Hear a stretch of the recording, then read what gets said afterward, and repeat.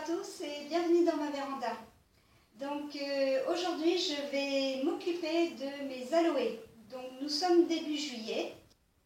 J'ai l'habitude d'utiliser les aloés au quotidien, que ce soit pour les soins de peau, pour les apports donc en nutriments, vitamine C.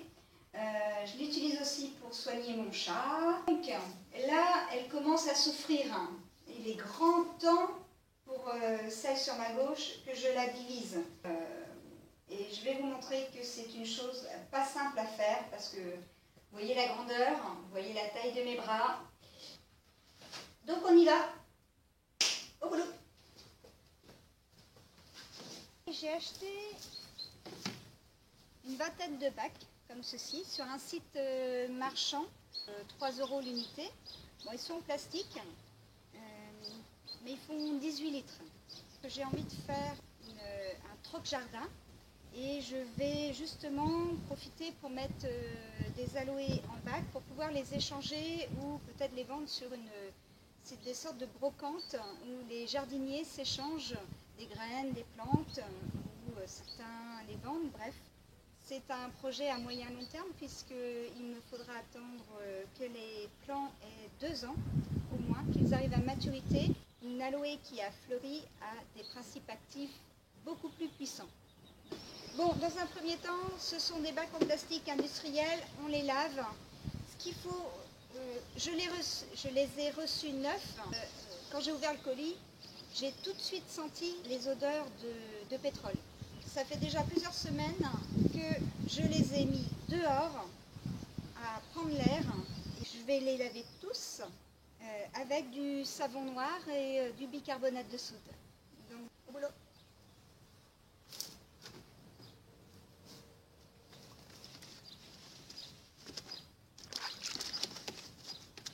Donc voilà, mes bacs sont propres. Au fond, je vais venir mettre des gravillons. Au-dessus des graviers, je vais venir mettre une matière carbonée, séchée, genre des ronces séchées, de la paille, vous pouvez mettre des feuilles mortes. Au-dessus de cette matière carbonée, je vais mettre un peu de foin. Et au-dessus du foin, je viendrai mettre mon terreau, tout simplement. On va dire que c'est le même principe que de faire une butte en permaculture. Toujours un apport de matière carbonée, matière azotée. Alors, on y va. C'est du bruit.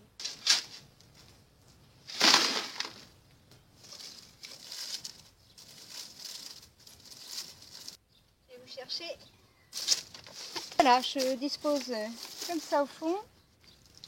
Un peu de foin que je viendrai, pareil, mettre.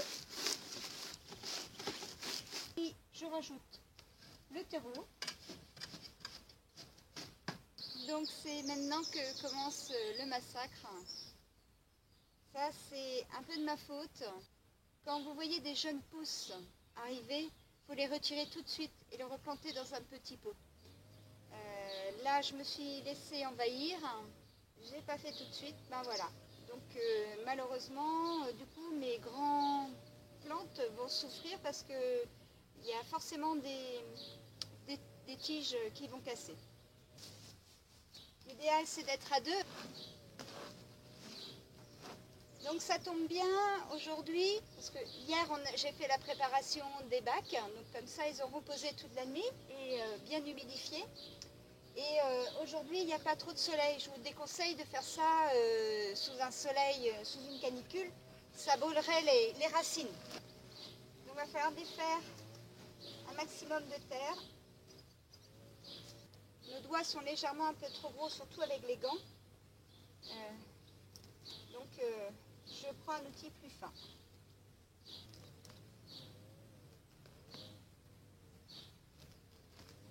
Ça n'a pas l'air, mais c'est très dur.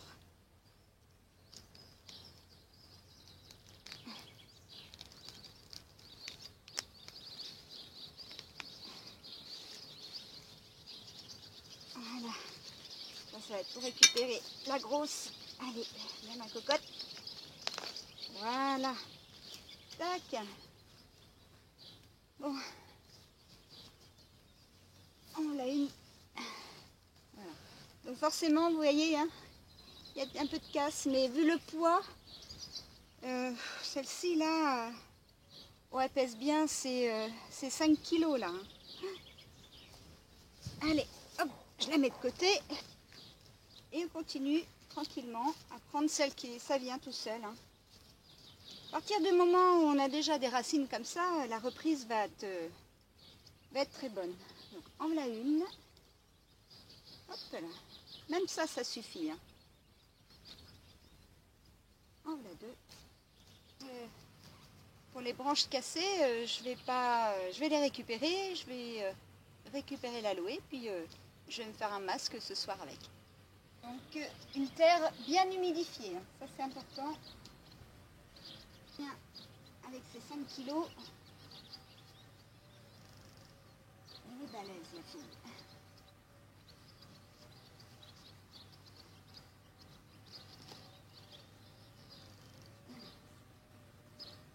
C'est pas mal. Voilà, on peut embêter plus. Et je voulais vous montrer, celle-là c'est une jeune pousse justement que j'ai retirée à temps et que j'ai mis dans un petit pot. Elles ont un avantage, c'est beaucoup plus facile à transplanter. Donc c'est parti, elle va avoir le droit aussi à son grand pot. Elle va être contente. Je reviens vers vous dans quelques jours, enfin pour vous dans quelques minutes, pour vous montrer l'évolution et de voir comment se comportent les plantes 2 jours plus tard, voire peut-être une semaine, je ne sais pas encore. Je vais voir en fonction de leur réaction et je vous montrerai.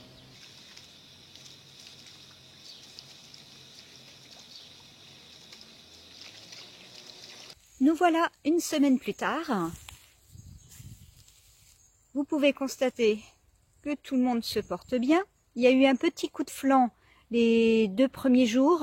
Je constate de toute façon que toutes les plantes ont des jeunes repousses au milieu. Ça veut dire que la reprise se fait.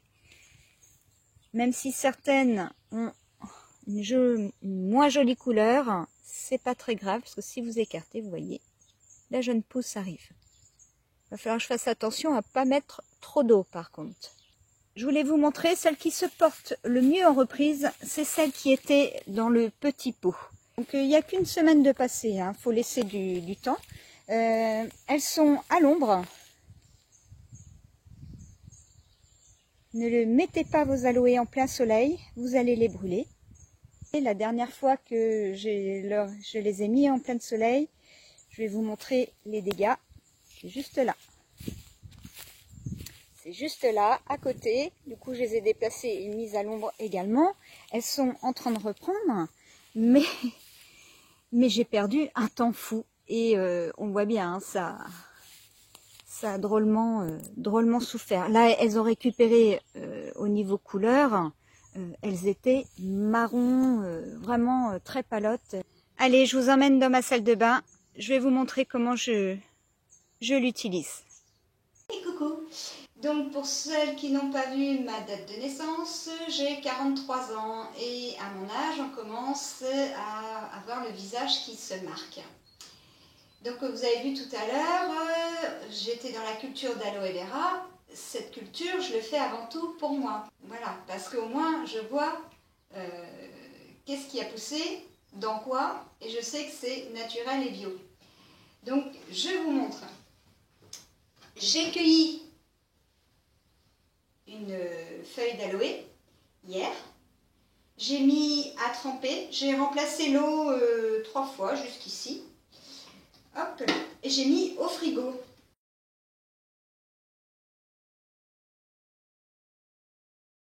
Une fois que vous êtes dans votre salle de bain, donc l'idéal c'est quand même faire un nettoyage de peau. Il faut savoir que l'aloe vera, vous n'allez pas l'utiliser tous les jours. Parce que c'est de la manutention, parce que c'est du temps, peut-être qu'il y en a qui peuvent, mais si comme moi, ça va plutôt être une cure en fait. Alors, pendant cette cure, j'en mange et surtout, je l'étale sur ma peau. Et j'en profite donc pour faire les soins du visage, ce qui permet à 40 ans d'avoir un teint un peu plus lumineux et des rides un peu plus lissées. Voilà. Bon, après, comme je souris beaucoup, je suis forcément ridée. Mais ça, c'est une autre chose. Donc, moi, pour faire un premier gommage, avec un peu de lait de toilette dans ma main, alors pour les adeptes du bio, c'est bio, pour les adeptes du non-bio, ben, un lait de toilette normal. Vous voyez, je mets le bicarbonate de soude à se mélanger dans le creux de ma main avec le lait de toilette. Hop. Et tout simplement, on vient gommer son visage. Mais ça, les filles, il y en a qui expliquent beaucoup mieux que moi sur d'autres chaînes. Je vous invite à aller voir, il y a des Miss Beauté, il y en a plein. Hop. Donc, un petit gommage comme ceci. Une fois que vous avez la peau propre, vous prenez votre petit carré d'aloe. Juste une chose, n'oubliez pas, avant d'utiliser n'importe quelle plante, vous prenez l'intérieur de votre coude, vous passez un petit coup comme ça, vous attendez une demi-heure, une heure, et vous allez voir, de toute façon, si votre peau est réactive à ces principes actifs et qu'elle réagit mal, elle va rougir et très vite, vous allez sentir que c'est pas bon pour vous. C'est très rare chez l'aloe, mais ça peut arriver. Il suffit tout simplement de venir couper les bords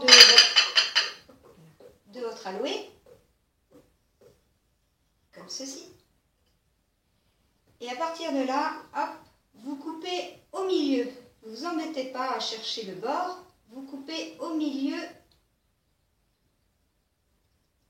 voilà, de la tranche.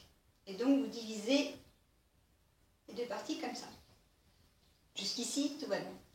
Et là, il n'y a pas plus simple, et ben voilà. Vous venez vous tartouiller. Alors, pas d'inquiétude, votre peau va absorber l'aloe vera très rapidement. Là, ce sont deux gros morceaux. Donc là, pour le visage, hop là. C'est un peu beaucoup pour un seul visage. Mais forcément, je vais m'occuper du reste de mon corps. Entièrement. Il n'y a pas de souci, l'aloe, au contraire, c'est quand même un très bon reconstituant, très bon régénérant, apport de vitamines. Ne vous privez pas de cette plante si vous avez l'occasion en magasin bio d'obtenir des tiges ou bien tout simplement, comme moi, d'en cultiver. Vous attendez 2 ans ou bien vous essayez de trouver une plante qui a quand même de la maturité. Hein. Hop là. C'est pas la peine avec les petites aloe. Hein. Les principes actifs ne sont pas encore là, ils ne sont pas assez puissants. Vous allez affaiblir la plante et vous allez perdre du temps pour vous en fait. Donc, vous n'hésitez pas, hop, les mains. Une fois que l'aloe est rendue un petit peu sur la surface, elle est un peu, vous avez enlevé le gel en fait, parce que ce qu'on veut c'est le gel. Vous venez gratter un petit peu comme ça la surface gélatineuse et le gel va ressortir. Hop. Et là, vous continuez partout, sur les jambes. Là, vous avez des boutons de moustiques, par exemple. Là, je le fais en journée, ce qui fait que je vais laisser poser 20 minutes et je vais venir rincer. L'idéal, ce que je fais d'habitude, c'est je fais ça le soir, avant de me coucher. Comme ça, je laisse toute la nuit. Et le matin, hop, une bonne douche, je rince tout ça. Parce que quand j'ai mes 2 morceaux comme ça, je me tartouille aussi les cheveux, tout. Et il y a un petit inconvénient, c'est que dans les cheveux, une fois que l'aloe est sèche, elle va vous laisser des petits morceaux dans les cheveux. Donc vous ne pouvez pas sortir comme ça en plein jour. Les gens vont trouver bizarre. Tiens, drôle de pellicule. Je vous ai montré voilà, comment je me servais de l'aloe au quotidien. Je vous conseille vraiment d'en faire autant parce que c'est vraiment une plante miraculeuse. Moi j'ai vu des améliorations sur ma peau vraiment, étant donné que je mange beaucoup de chocolat, j'ai vu les boutons disparaître. Donc ne vous privez pas de cette plante. Je fais une petite pause, là l'été arrive, les montages vidéo, sachez que c'est beaucoup de boulot. C'est pas encore le fait de se filmer, c'est derrière tout le montage sur ordinateur. Donc je vais faire une petite pause pour l'été, je vais continuer à filmer des choses et je reviens vers vous à la rentrée. J'espère que le début de ma chaîne vous aura plu. Je vous parlerai encore plein d'autres choses qui iront du jardin aux produits de beauté et peut-être même que je vous dirai un petit peu ce que je fais en dehors de tout ça. Allez, ciao, à bientôt.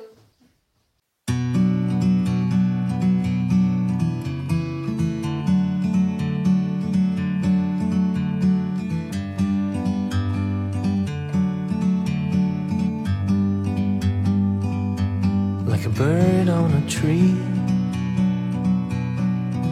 I'm just sitting here.